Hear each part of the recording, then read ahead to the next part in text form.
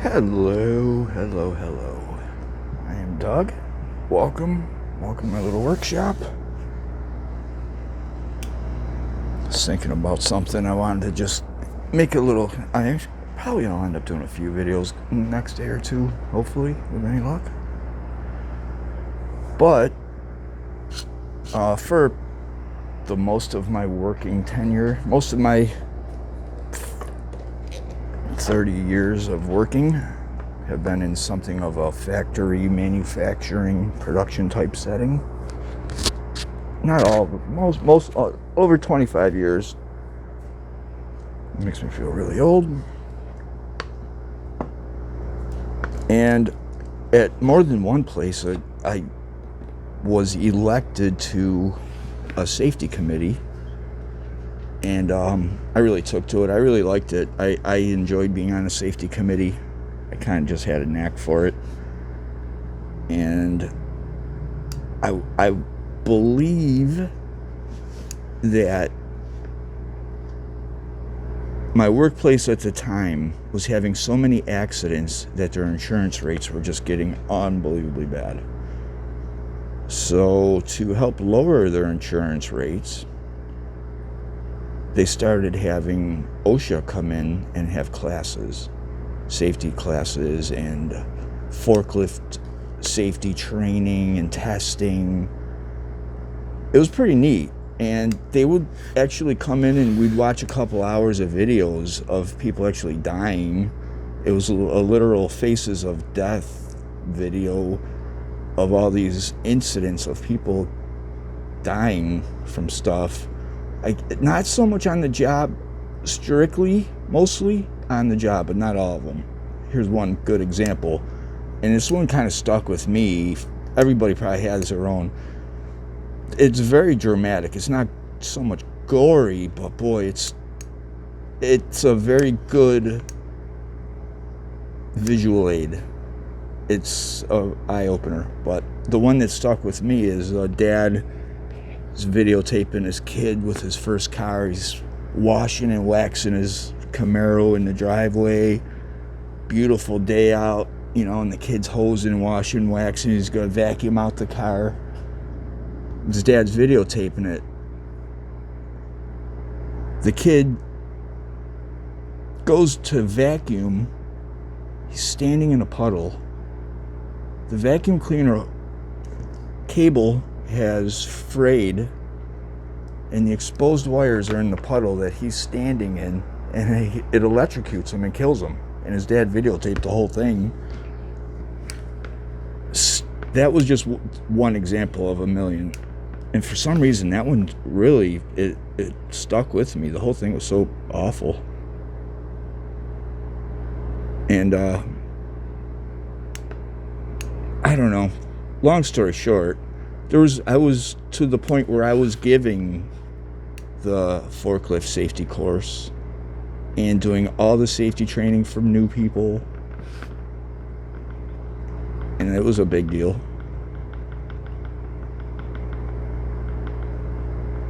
But I was thinking about it recently with woodworking, how dangerous really woodworking can be, and also how really safe it can be. When I first got started woodworking, I did it for a couple years when I was about 17, 18, 19 years old. I bought a brand spanking new Craftsman circular saw, which is sitting right next to me here, for like $4, with no interest in woodworking. But the saw, I had to have it. It was super cheap and it was brand new.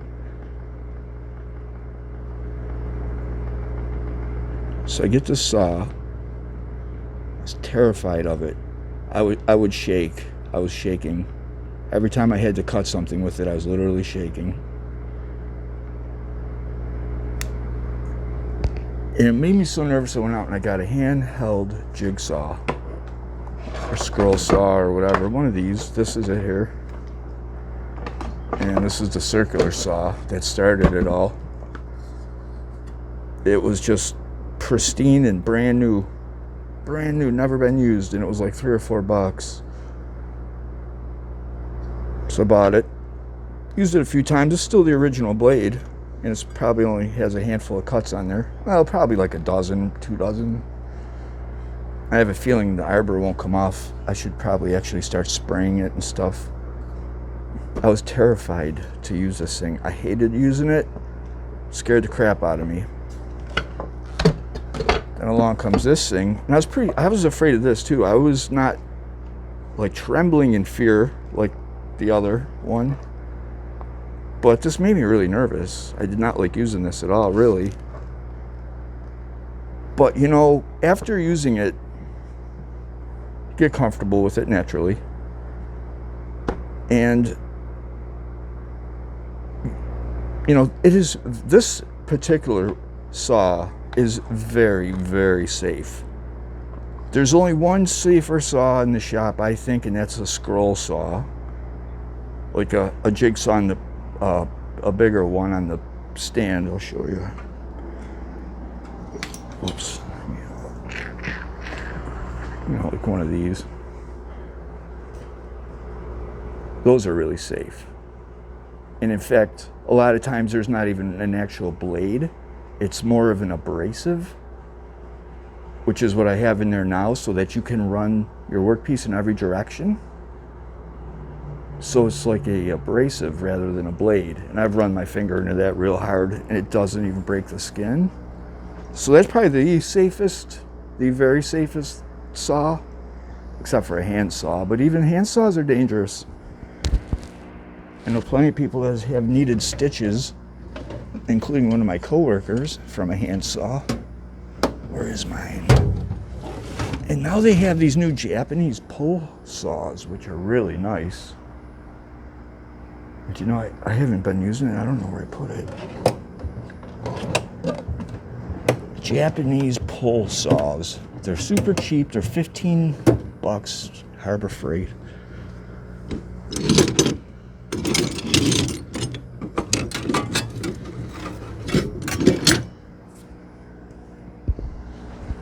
This is a Japanese pull saw. They cut really good. They cut fast and easy and straight.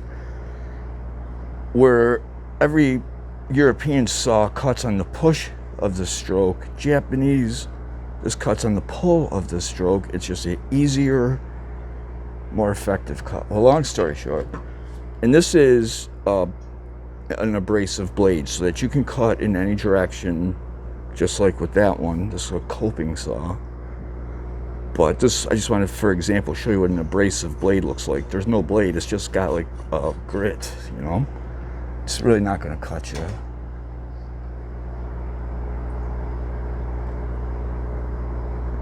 Those are the hand saws are generally not dangerous, but you can definitely, and I've done it, cut yourself up with one of these really easy. It does not take much to slice yourself up really bad with one of these.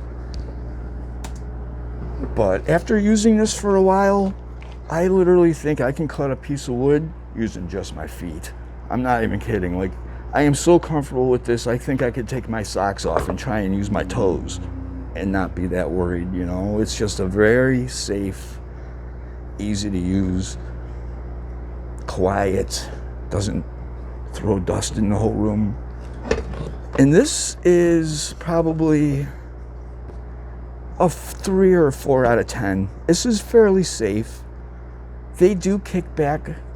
You know, the newer ones have a brake on them that just stops the blade instantly. And my battery-powered, rigid, circular saw, you know, just like this one, but battery, it is real safe. It's real light. And you don't really worry about using it. There's like no fear, just like with this. I literally think you could let a 6-7-year-old kid use this or the scroll saw. You'd have to supervise them. But there's very little chance of getting hurt with this. Very little. Unless you run your own, you know, get careless with your other hand. But I don't know. I was just thinking, you know, how young would be okay. I mean, they say you shouldn't run any tools until you're 16 or 17 or 18 or whatever it may be. I don't have kids, so I really don't know that much. I'm no expert, that's for sure. But I was thinking, with the way things are going, where people are probably locked up in the house with their families, or if somebody's looking for a hobby, and they're thinking, woodworking, I don't want my kid exposed to, power tools like that at that age. He's not ready, she's not ready, they're too young. Woodworking's a pretty broad term, I mean, they don't even have to use a saw to woodwork. I mean, you can cut a piece of wood for them, and you can do this type of thing together, wood burning, stenciling, painting. You're not going to have them cutting a full sheet of plywood. But I literally think you can probably have some kids can use a scroll saw at 7 years old.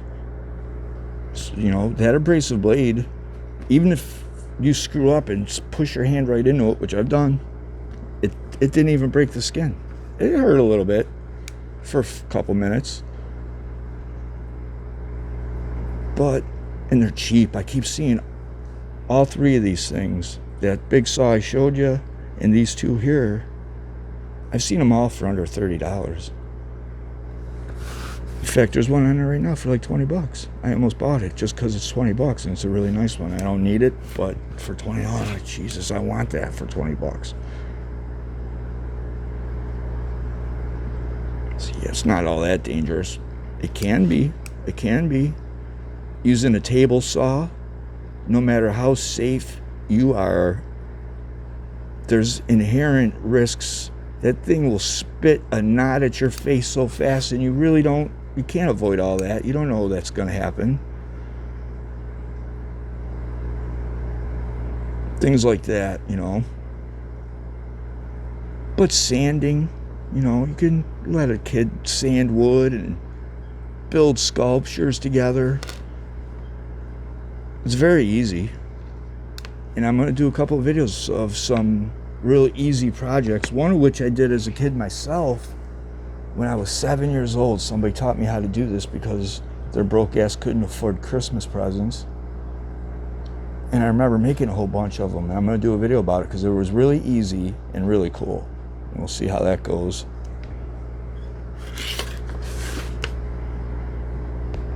What else? Yeah, I don't know. If I had a kid, I would let him. I would have no problem. You just watch them.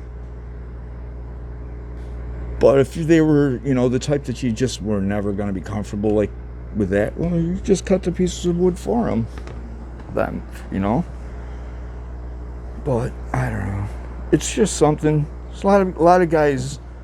Woodworking is their getaway. They don't want their kids down there. They use the shop time for themselves to get away from their kids. But some people, I think more so now, with the way things have been going lately, and people are looking for hobbies to do with their families. But anyway, yeah, I'm gonna try and crank out some vids today. Thanks for hanging out. You have a great day. Bye bye.